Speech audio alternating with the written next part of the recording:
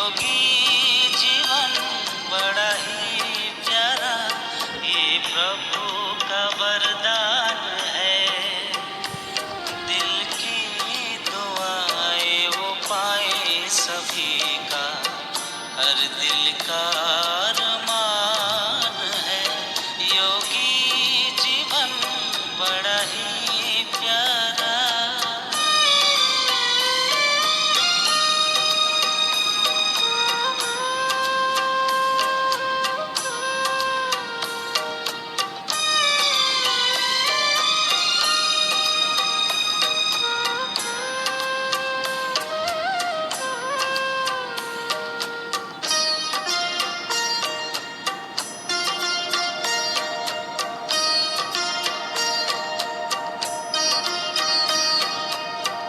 त्याग तप की वो है मूरत, प्रभु सिरत की वो है सूरत।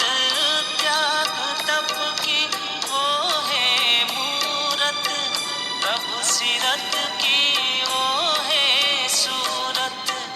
हर बंधन से मुक्त वो रहता, वो तो गुणों की खान है। योगी जीवन बड़ा ही प्यारा, ये प्रभु का वरदान है। योगी जीवन बड़ा ही प्यारा।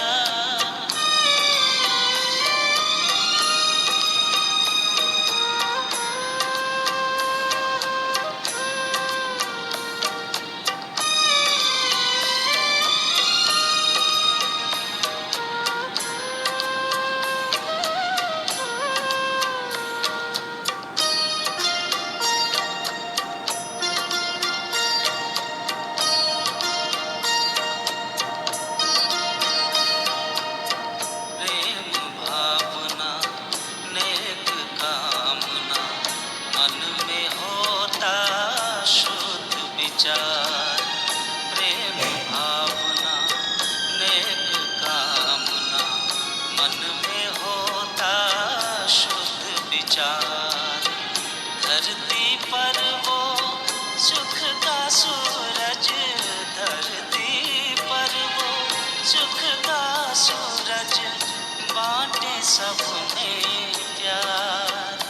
पांच तत्व का वो है मालिक, जग की जीवन दान है। योगी जीवन बड़ा ही प्यारा, ये प्रभु का वरदान है। योगी जीवन बड़ा ही प्यारा, ये प्रभु का वरदान है। दिल की दुआएं वो पाए सभी का, हर दिल का अरमान है। योगी जीवन बड़ा ही प्यारा, ये प्रभु का वरदान है। योगी जीवन बड़ा ही प्यारा, ये प्रभु का वरदान है।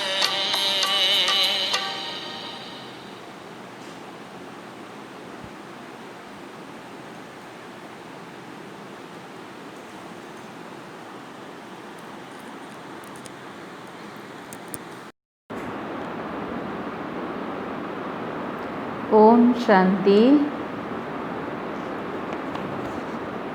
आज बाबा की 18/9/2020 की महावाक्य है। बाबा कहते, मीठे बच्चे, तुम विश्व में शांति स्थापन करने के निमित्त हो, इसलिए तुम्हें कभी अशांत नहीं होना चाहिए।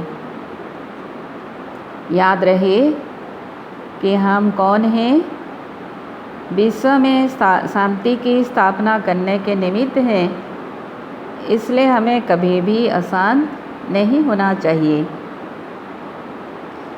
प्रश्न है, बाप किन बच्चों को फरमान बरदार बच्चे कहते हैं?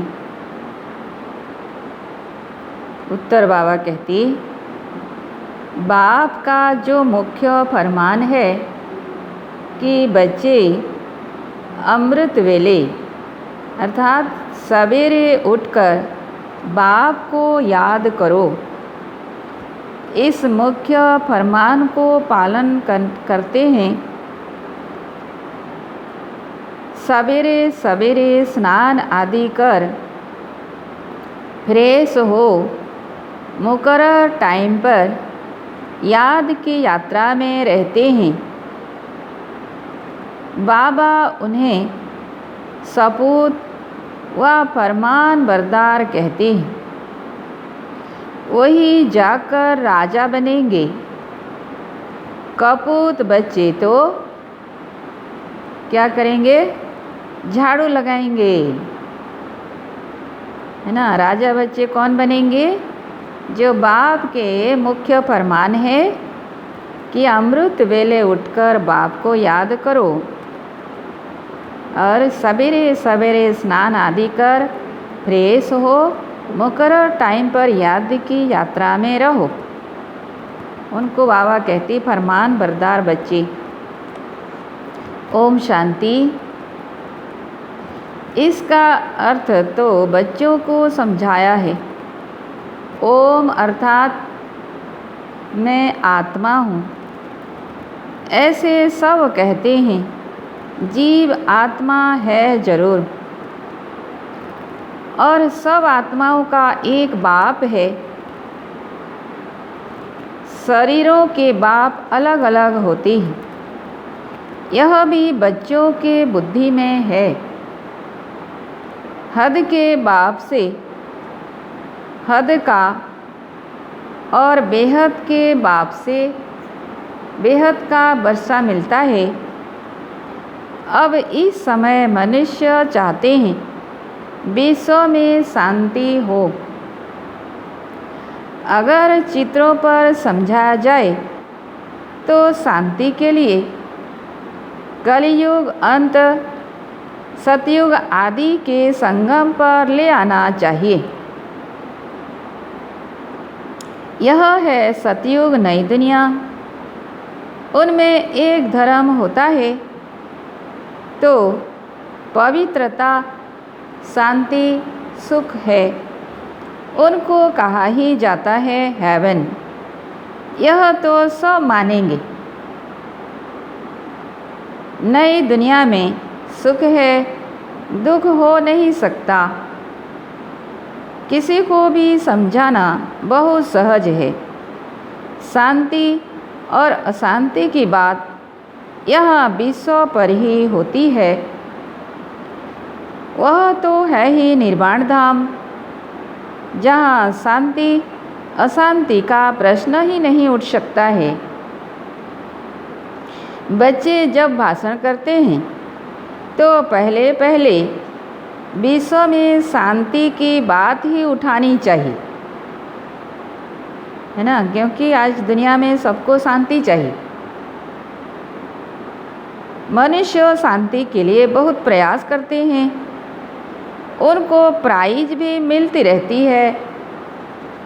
वास्तव में इसमें दौड़ा दौड़ी करने की बात है नहीं, है ना। किस बात के लिए?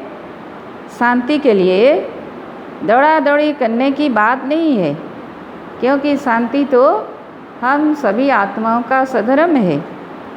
बाप कहते हैं सिर्फ अपने सधर्म में टिको तो विक्रम विनाश हो जाएंगे। स्वधर्म में टिकेंगे तो शांति हो जाएगी। बस कितनी सिंपल बात है कि हम सभी स्वधर्म में टिकेंगे तो विश्व में शांति हो जाएगी। तुम हो ही एवर शांत बाप के बच्चे। यह वर्षा उनसे मिलता है। उनको कोई मोक्ष नहीं कहेंगे। मोक्ष तो भगवान को भी नहीं मिल सकता। भगवान को भी पाठ में जरूर आना है। कहते हैं कलप कलप कलप के संगम युगे में आता हूँ। तो भगवान को भी मोक्ष नहीं, तो बच्चे फिर मोक्ष को कैसे पा सकते हैं? यह बातें सारा दिन विचार सागर मंथन करने की है ना। मोक्ष शब्द जो कहते हैं, भगवान को भी मोक्ष नहीं मिलता, उनको भी धरती पर आने के लिए बंधे हुए हैं, तो किसी मनुष्य आत्मा को कैसे मिल सकता है? तो बाबा कहते, बाप तो तुम बच्चों को ही समझाते हैं, तुम बच्चों को समझाने की प्रैक्टिस जास्ती है। शिव बाबा समझाते हैं तो तुम सब ब्राह्मण ही समझते हो। विचार सागर मंथन तुमको करना है। सर्विस पर तुम बच्चे हो, तुमको तो बहुत समझाना होता है। दिन रात सर्विस में रहते हैं। म्यूजियम में सारा दिन आते ही रहेंगे। रात्रि को 10-11 तक भी कहाँ आते हैं। सवेरे 4 बजे से भी कहाँ कहाँ सर्विस करने लग पड़ते हैं। यहाँ तो घर है, जब चाहे तब बैठ सकते हैं। सेंटर्स में तो बाहर से दूर दूर से आते हैं, तो टाइम मुकर्रर कर रखना पड़ता है। यहाँ तो कोई भी टाइम बच्चे उठ सकते हैं, परंतु ऐसे टाइम तो नहीं पढ़ना है जो बच्चे उठें और झुटका खाएं। इसलिए सवेरे का टाइम रखा जाता है ना। बाबा ऐसे टाइम नहीं रखते हैं जो बच्चे उठें और झुटका खाएं। जो स्नान आदि कर फ्रेश हो जाए, फिर भी टाइम पर नहीं आते, तो उनको फरमान बरदार नहीं कर सकते हैं, है ना। बाबा ने जो मुकर्रर टाइम रखा है अमृत वेले का, टाइम पर हम तैयार होकर नहीं आते हैं, तो बाबा उनको फरमान बरदार नहीं कह सकते हैं। लौकिक बाप को भी सपूत और कपूत बच्चे होते हैं ना, बेहद के बाप को भी होते हैं। सपूत जाकर राजा बनेंगे और कपूत जाकर झाड़ू लगाएंगे। मालूम तो सब पड़ जाता है ना, कौन झाड़ू लगाने वाले हैं, कपूत कौन है और सपूत कौन है, राजा बनने वाले कौन हैं, सब मालूम पड़ जाता है। कृष्ण जन्माष्टमी पर भी समझाया है। कृष्ण का जन्म जब होता है तब तो स्वर्ग है, एक ही राज्य होता है, विश्व में शांति है।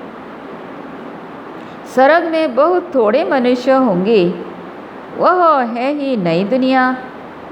वहाँ अशांति हो नहीं सकती। शांति तब है जब एक धर्म है, जो धर्म बाप स्थापन करते हैं। बाद में जब और धर्म आते हैं तो अशांति होती है, वहाँ है ही शांति।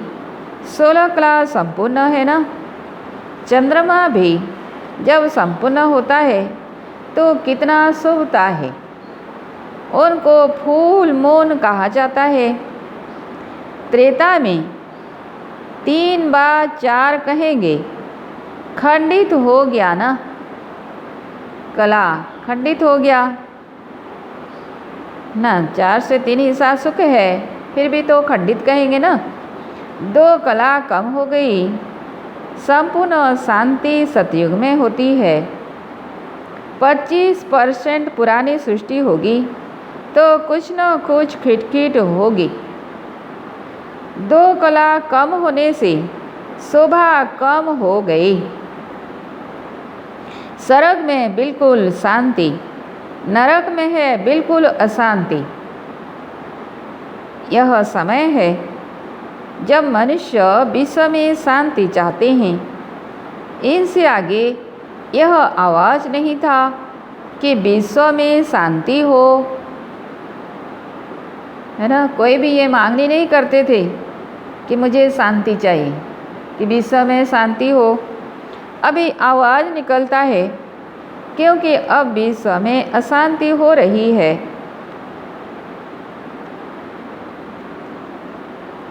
आत्मा चाहती है कि विश्व में शांति होनी चाहिए। मनुष्य तो देह अभिमान में होने कारण सिर्फ कहते रहते हैं विश्व में शांति हो। 84 जन्म अब पूरे हुए हैं। यह बाप ही आकर समझाते हैं, बाप को ही याद करते हैं। वह कभी किस रूप में आकर सड़क की स्थापना करेंगे, उनका नाम ही है हेवनली गॉड फादर। यह किसी को भी पता नहीं है। हेवन कैसे रचते हैं, श्री कृष्ण तो रच न सके। उनको कहा जाता है देवता। मनुष्य देवताओं को नमन करते हैं, उनमें दैवी गुण है, इसलिए देवता कहा जाता है। अच्छे गुण वाले को कहते हैं ना, यह तो जैसे देवता है। आजकल की दुनिया में भी जिनके पास बहुत अच्छे गुण होते हैं, उनको तो लोग कहते हैं ना, यह जैसे देवता है। लड़ने झगड़ने वाले को कहेंगे यह तो जैसे असुर है। बच्चे जानते हैं हम बेहद के बाप के सामने बैठे हैं, तो बच्चों की चलन कितनी अच्छी होनी चाहिए। अज्ञान काल में भी बाप का देखा हुआ है, 6-7 कुटुंब इकट्ठे रहते हैं, एकदम खीर खंड हो चलते हैं। कहाँ तो घर में सिर्फ 2 होंगे तो भी लड़ते झगड़ते रहेंगे। तो तुम हो ईश्वरीय संतान, बहुत खीरखंड हो रहना चाहिए। सतयुग में खीरखंड होते हैं, यहाँ खीरखंड होना तुम सीखते हो, तो बहुत प्यार से रहना चाहिए। बाप कहते हैं अंदर में जांच करो, हमने कोई विक्रम तो नहीं किया, किसी को दुख तो नहीं दिया। ऐसे कोई बैठकर अपने को जांचते नहीं, है ना। बाबा हम बच्चों का रजिस्टर देखते हैं ना, पोता मेल में कोई ऐसा लिखते नहीं कि आज सारे दिन में मैंने किसी को दुख नहीं दिया, कोई भी कर्म नहीं किया। तो बाबा कहते ऐसे कोई बैठकर अपने को जांचते नहीं। यह बड़ी समझ की बात है। तुम बच्चे हो, विश्व में शांति स्थापन करने वाले। अगर घर में ही अशांति करने वाले होंगे तो शांति फिर कैसे करेंगे। लौकिक बाप का बच्चा तंग करता है तो कहेंगे यह तो मुआ भला, अर्थात मर जाए तो अच्छा है। लौकिक माँ बाप ऐसा कहेंगे ना। कोई आदत पड़ जाती है तो पक्की हो जाती है। यह समझ नहीं रहती कि हम तो बेहद के बाप के बच्चे हैं, हमको तो विश्व में शांति स्थापन करनी है। शिव बाबा के बच्चे हो, अगर अशांत होते हो तो शिव बाबा के पास आओ, वह तो हीरा है ना। शिव बाबा क्या है? हीरा है। वो झट तुमको युक्ति बताएंगे, ऐसे शांति हो सकती है, शांति का प्रबंध देंगे। ऐसे बहुत हैं। चलन दैवी घरानी जैसी नहीं है। तुम अब तैयार होते हो गुलगुल दुनिया में जाने। यह है ही गंदी दुनिया, वेश्यालय। इनसे तो नफरत आती है। विश्व में शांति होगी तो नई दुनिया में, विश्व में शांति होगी तो नई दुनिया में संगम पर हो नहीं सकती। यहाँ शांत बनने का पुरुषार्थ करते हैं, पूरा पुरुषार्थ नहीं करते तो फिर सजा खानी पड़ेगी। मेरे साथ तो धर्मराज है ना, क्या कहते बाबा? बाबा के साथ धर्मराज भी है। जब हिसाब किताब चुकत होने का समय आएगा तो खूब मार खाएंगे, है ना। आज बाबा कितना सावधानी दे रहे हैं।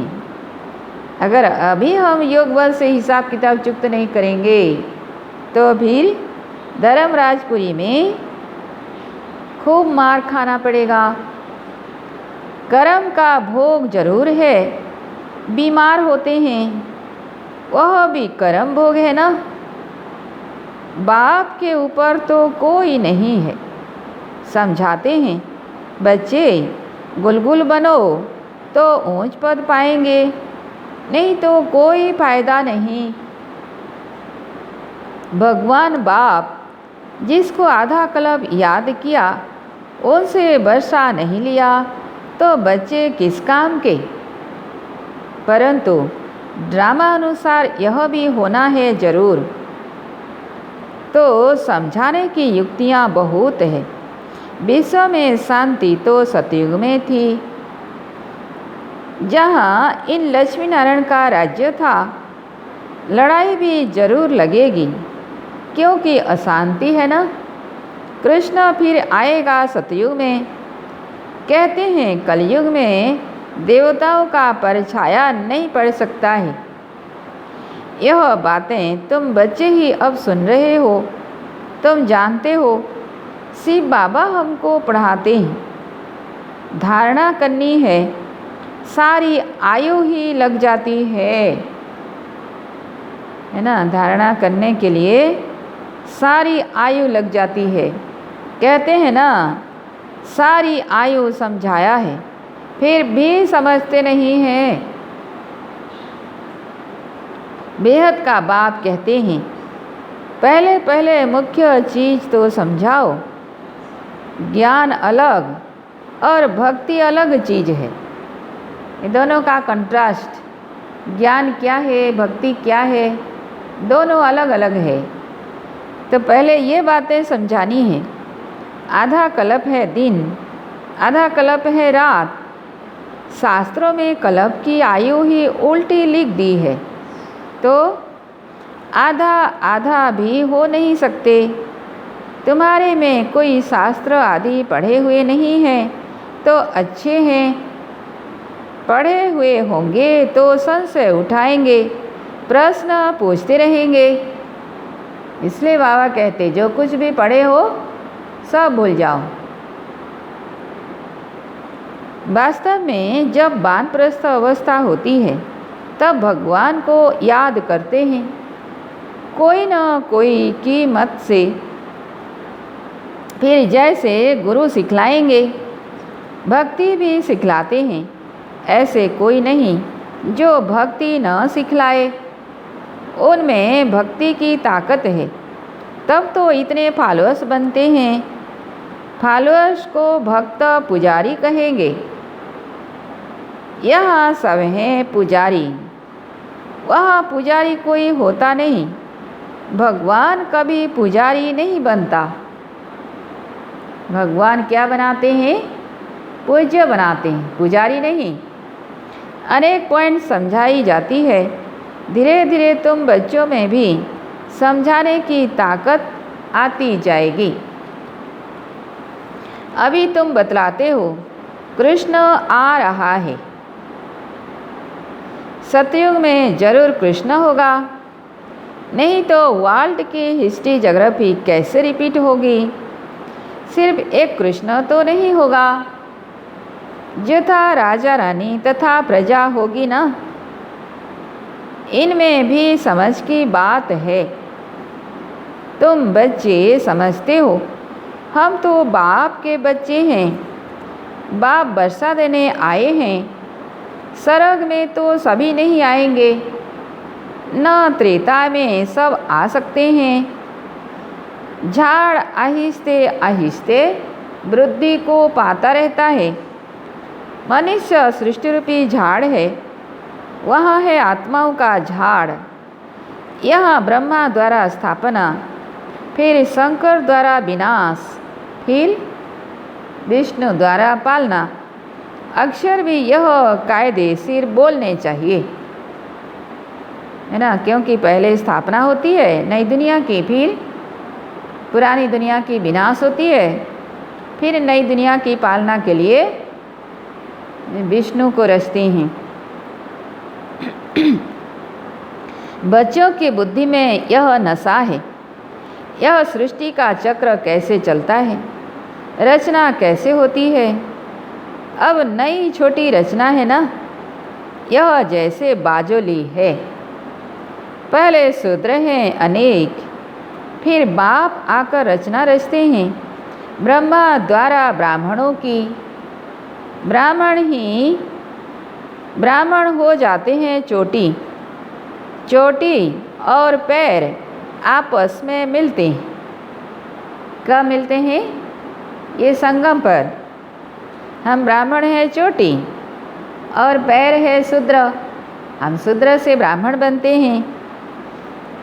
तो बाबा कहते हैं चोटी और पैर आपस में मिलते हैं। पहले ब्राह्मण चाहिए।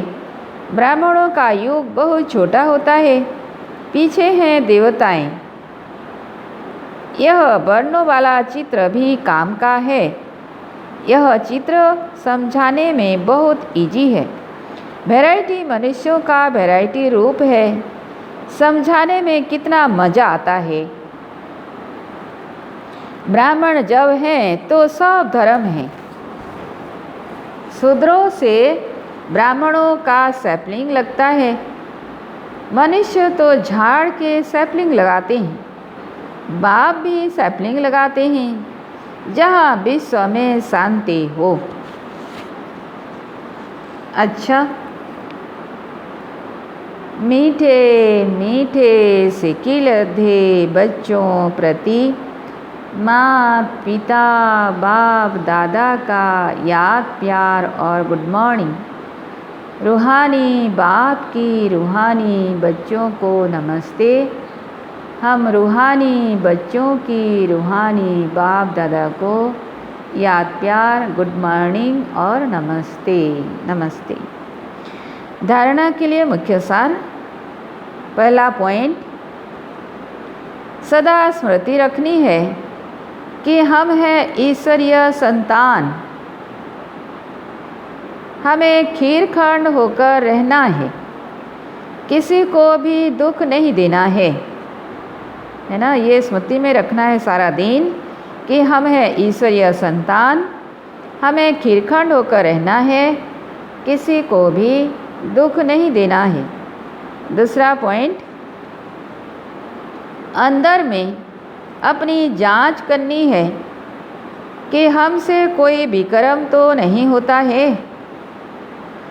अशांत होने तथा अशांति फैलाने की आदत तो नहीं है। राज बाबा की वरदान है, एक बाप दूसरा न कोई। इस स्मृति से बंधन मुक्त योग युक्त भव। एक बाप दूसरा न कोई। इस स्मृति से बंधन मुक्त योग युक्त भव। विस्तार में, अब घर जाने का समय है, इसलिए बंधन मुक्त और योग युक्त बनो। बंधन मुक्त अर्थात लूज ड्रेस, टाइट नहीं, है ना। बंधन मुक्त का अर्थ क्या है? लूज ड्रेस, टाइट नहीं। ऑर्डर मिला और सेकंड में गया। ऐसे बंधन मुक्त योग युक्त स्थिति का वरदान प्राप्त करने के लिए सदा यह वायदा स्मृति में रहे कि एक बाप दूसरा न कोई। क्योंकि घर जाने के लिए व सतयुगी राज्य में आने के लिए इस पुराने शरीर को छोड़ना पड़ेगा। तो चेक करो, ऐसे एवरडी बने हैं या अभी तक कुछ रस्सियाँ बंधी हुई है। यह पुराना चोला टाइट तो नहीं है? ये सब हमें चेक करना है। कुछ रस्सियाँ तो बंधी हुई नहीं है, पुराना चोला टाइट तो नहीं है, हम जाने के लिए एवरडी हैं। स्लोगन है, व्यर्थ संकल्प रूपी एक्स्ट्रा भोजन नहीं करो तो मोटेपन की बीमारियों से बच जाएंगे। व्यर्थ संकल्प रूपी एक्स्ट्रा भोजन नहीं करो तो मोटेपन की बीमारियों से बच जाएंगे। अच्छा, ओम शांति।